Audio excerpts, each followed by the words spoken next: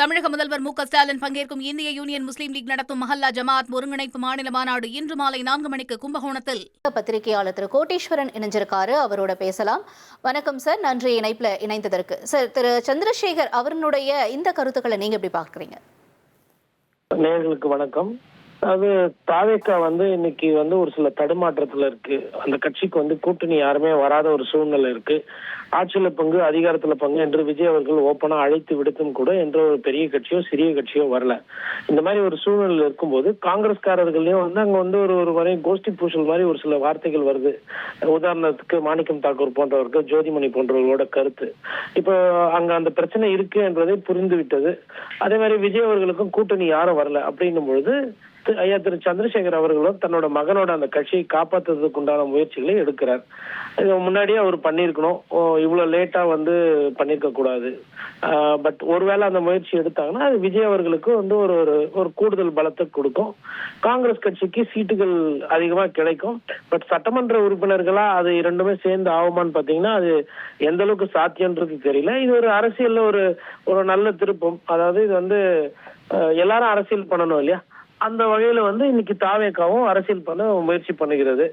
ஓப்பனா வெளிப்படையா இப்ப இன்விடேஷன் கொடுத்திருக்கிறாரு. இது எஸ்ஹெச்சி அவர்கள் சொல்லியிருக்கிற அந்த கருத்து என்பது விஜய் அவர்களுக்கு தெரியாமலோ விஜய் அவர்களுக்கு புரியாமலோ பேசியிருக்க மாட்டாங்க. இது நான் விஜய் அவர்களே ஓப்பனா கூப்பிடுற ஒரு அழைப்பா தான் நான் இதை பார்க்கிறேன். இப்போ நீங்கள் சொல்லியிருந்தீங்க இது கொஞ்சம் லேட்டாக தான் இவங்க இந்த மாதிரி ஒரு அழைப்பை விடுக்கிறாங்க அப்படின்னு. ஆனால் ஆரம்பத்திலேயே ஆட்சியிலையும் அதிகாரத்திலையும் பங்கு அப்படிங்கிறத அவங்களுடைய வாசகமாக இருந்துச்சு. இப்போ இந்த நிலையில் காங்கிரஸ் அவங்களுடைய நிலைப்பாடு என்னவா இருக்கும்? ஏன்னா அந்த உட்கட்சி அந்த பூசல் அப்படிங்கிற கருத்து வேறுபாடுகள் அது எல்லாமே இருக்குது அப்படிங்கிற நிலையில் காங்கிரஸ்ல இரண்டு தரப்பு கருத்துக்கள் இருக்குங்க. ஒரு சிலர் என்ன சொல்றாங்கன்னா திமுக கூட்டணியோட தான் போனோன்றாங்க. ஒரு சிலர் இல்ல நம்ம கூட்டணி மாறினாதான் நம்ம கட்சியை வளர்க்க முடியும், நமக்கு என்னதான் அங்கீகாரம் இருக்கு, நம்ம எந்த அளவுக்கு வாக்கு வங்கி நமக்கு ஏத்தணும், நம்ம ரொம்ப நாளா இப்படியே இருக்கட்டும்ன்ற மாதிரி சொல்றாங்க.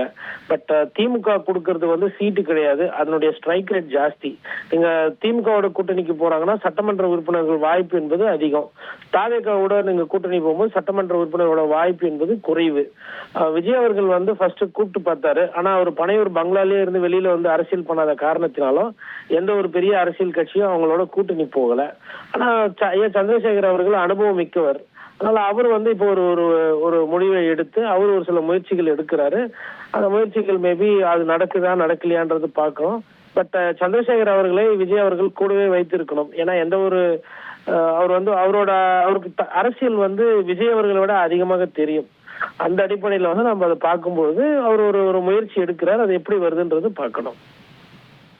சரி, இப்ப ஒருவேளை ஏதாவது ஒரு மாற்றம் ஏற்படுது அப்படின்னா இது தாவேக கட்சிக்கு எந்த அளவுக்கு சாதக பாதகமா இருக்கும்? தாவேகா சமீப காலமா 24% 34 ஆகி 34 40% ஆயிட்டோம்.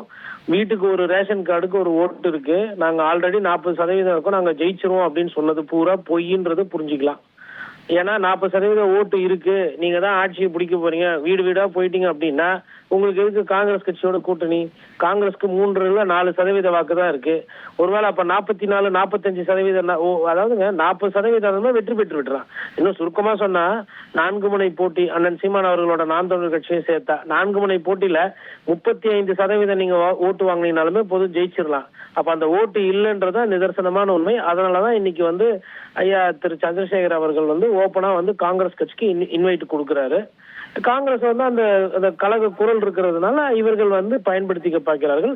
இது ஒரு நல்ல அரசியல் தான். இது ஒரு நல்ல, ஒருவேளை அப்படி ஆகுதுன்னா அது ஒரு பெரிய திருப்பு முனையாக பார்க்கலாம். விஜய் அவர்களுக்கு அது கண்டிப்பா ஒரு எழுச்சியை கொடுக்கும்.